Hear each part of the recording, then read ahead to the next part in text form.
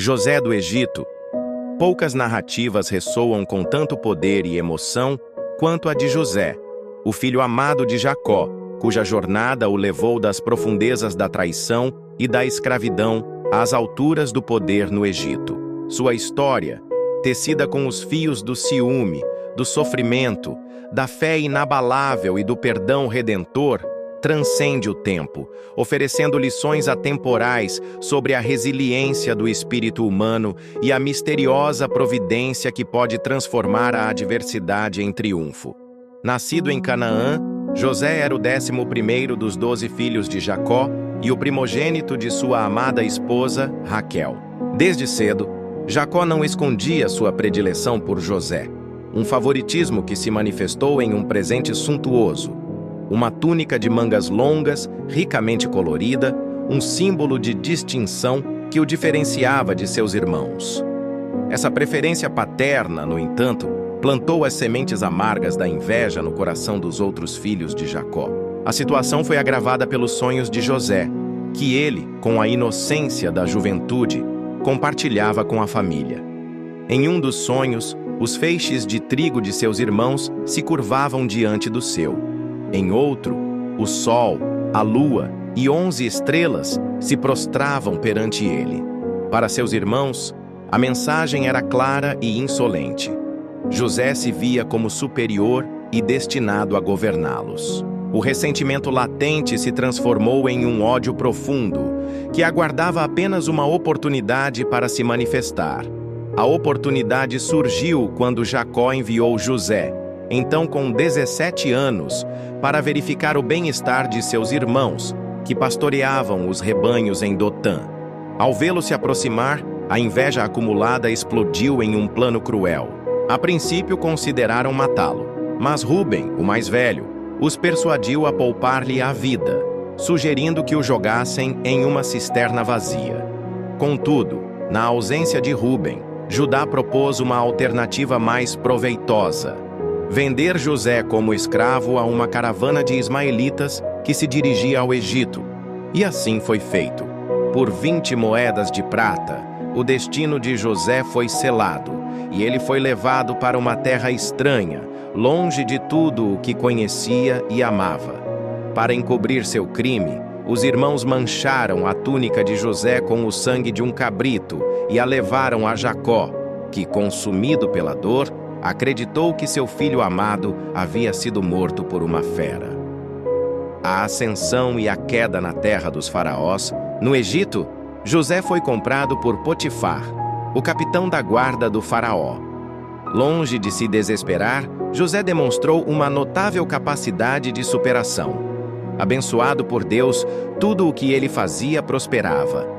Sua integridade, inteligência e diligência não passaram despercebidas por Potifar, que gradualmente lhe confiou a administração de toda a sua casa e de seus bens. José se tornou o senhor de tudo o que Potifar possuía, e a bênção de Deus se estendeu sobre a casa do egípcio por causa de José. No entanto, a beleza e a juventude de José atraíram a atenção indesejada da esposa de Potifar. Dia após dia, ela tentava seduzi-lo, mas José, fiel a Deus e a seu senhor, resistia firmemente. Certo dia, quando estavam a sós na casa, ela o agarrou por suas vestes, insistindo para que ele se deitasse com ela. Em sua fuga, José deixou seu manto para trás. Humilhada e furiosa com a rejeição, a esposa de Potifar usou a veste como prova de uma falsa acusação, alegando que o escravo hebreu havia tentado violentá-la. Enfurecido, Potifar, sem questionar a palavra de sua esposa, lançou José na prisão real, o mesmo lugar onde os prisioneiros do rei eram mantidos. Mesmo na escuridão da prisão, a luz da providência divina continuou a brilhar sobre José. Sua conduta exemplar e sua sabedoria conquistaram a confiança do carcereiro-chefe, que o encarregou de cuidar de todos os outros prisioneiros. José se tornou na prática o administrador da prisão, o intérprete de sonhos e a ascensão ao poder. Sua vida daria uma nova e decisiva virada com a chegada de 2 novos prisioneiros, o copeiro-chefe e o padeiro-chefe do faraó, que haviam ofendido seu senhor. Certa noite, Ambos tiveram sonhos que os deixaram perturbados. José, percebendo sua angústia, ofereceu-se para interpretá-los, afirmando que as interpretações pertenciam a Deus. Ao copeiro, que sonhou com uma videira com 3 ramos que brotavam, floresciam e produziam uvas que ele espremia na taça do faraó, José previu que em 3 dias ele seria restaurado à sua posição. Ao padeiro, que sonhou com 3 cestos de pães brancos em sua cabeça, dos quais as aves comiam, a interpretação foi sombria. Em 3 dias, ele seria enforcado. As previsões de José se cumpriram exatamente como ele havia dito. Antes de ser libertado, José pediu ao copeiro que se lembrasse dele e intercedesse a seu favor junto ao faraó. Mas, na alegria de sua liberdade, o copeiro se esqueceu de José. 2 anos se passaram. Então, o próprio faraó teve 2 sonhos perturbadores que nenhum de seus magos ou sábios conseguia decifrar. Em um, 7 vacas gordas e belas saíam do Nilo e eram devoradas por 7 vacas magras e feias. No outro, 7 espigas de grãos cheias e boas eram engolidas por 7 espigas mirradas e ressequidas pelo vento leste. Foi então que o copeiro-chefe se lembrou do jovem hebreu na prisão que havia interpretado seu sonho com precisão. José foi imediatamente chamado à presença do faraó. Com humildade, ele atribuiu a Deus a capacidade de interpretar os sonhos e, com sabedoria, explicou seu significado. Os 2 sonhos eram uma única mensagem divina. As 7 vacas gordas e as 7 espigas boas representavam 7 anos de grande fartura que viriam sobre todo o Egito, seguidos por 7 anos de uma fome tão severa que a abundância anterior seria esquecida. Além da interpretação, José ofereceu ao faraó um plano de ação: nomear um homem sábio e criterioso para supervisionar a coleta de 1/5 de toda a colheita durante os anos de fartura e armazená-la em celeiros, como provisão para os anos de fome. Impressionado com a sabedoria e o espírito divino em José, o faraó não hesitou. Ele nomeou José como o governador de todo o Egito, o segundo homem mais poderoso da nação, inferior apenas ao próprio faraó. José, que havia chegado ao Egito como um escravo, agora estava encarregado de salvar seu povo da catástrofe iminente, o reencontro e o perdão. Durante os 7 anos de abundância, José viajou por todo o Egito, supervisionando a coleta e o armazenamento de grãos em quantidades imensuráveis. Quando os 7 anos de fome chegaram, como ele havia previsto, e a escassez se abateu sobre todas as terras, o Egito tinha comida em abundância. Os celeiros foram abertos, e José vendia grãos não apenas aos egípcios, mas também a todos os povos vizinhos que vinham em busca de sustento. A fome também atingiu Canaã, e Jacó, ouvindo que havia trigo no Egito, enviou seus 10 filhos mais velhos para comprar mantimentos. Apenas o mais novo, Benjamim, irmão de José por parte de mãe, ficou para trás, pois Jacó temia que algum mal lhe acontecesse. Quando os irmãos chegaram ao Egito, prostraram-se diante do poderoso governador, sem reconhecerem nele o irmão que haviam vendido como escravo anos antes. Mas José os reconheceu.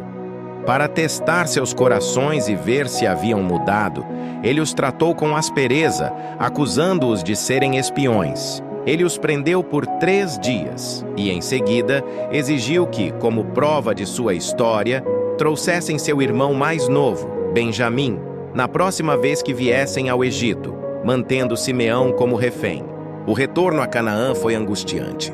A culpa pelo que fizeram a José pesava sobre eles. Jacó, a princípio, recusou-se a deixar Benjamim ir, mas, com a fome se agravando, ele finalmente cedeu aos apelos de Judá, que se ofereceu como garantia pela segurança do irmão mais novo. Na segunda visita ao Egito, José os recebeu com um banquete, mas continuou com seu plano. Ele ordenou que sua taça de prata fosse colocada no saco de grãos de Benjamim. Quando os irmãos partiram, foram alcançados pelos guardas de José, que os acusaram de roubo.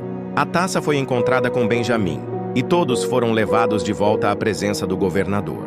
Diante da aparente condenação de Benjamim à escravidão, Judá fez um discurso comovente, oferecendo-se para ficar como escravo no lugar do irmão, para poupar seu pai da dor de perder outro filho amado.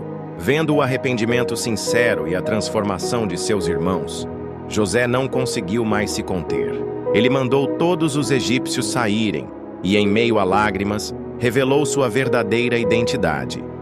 Eu sou José, seu irmão, a quem vocês venderam para o Egito. O choque e o medo dos irmãos deram lugar ao espanto e ao alívio quando José os perdoou, explicando que o mal que eles haviam planejado, Deus havia transformado em bem, para a preservação de muitas vidas. Ele os instruiu a trazerem seu pai, Jacó, e toda a família para viverem no Egito, na fértil terra de Gósen, onde seriam sustentados durante o restante da fome. O reencontro de José com seu pai, Jacó, foi um momento de profunda emoção e alegria. O velho patriarca, que por tantos anos chorou a perda de seu filho, pôde abraçá-lo novamente, agora como o salvador de sua família e de uma nação inteira. A família de Israel se estabeleceu no Egito, onde prosperou e se multiplicou, cumprindo a promessa divina feita a Abraão. A história de José do Egito é um testemunho duradouro da capacidade humana de superar as mais terríveis adversidades através da fé, da integridade e da força do perdão. De um poço de desespero a um palácio de poder, sua vida demonstra que, mesmo nos planos mais sombrios dos homens, uma mão divina pode tecer um desfecho de esperança, redenção e salvação.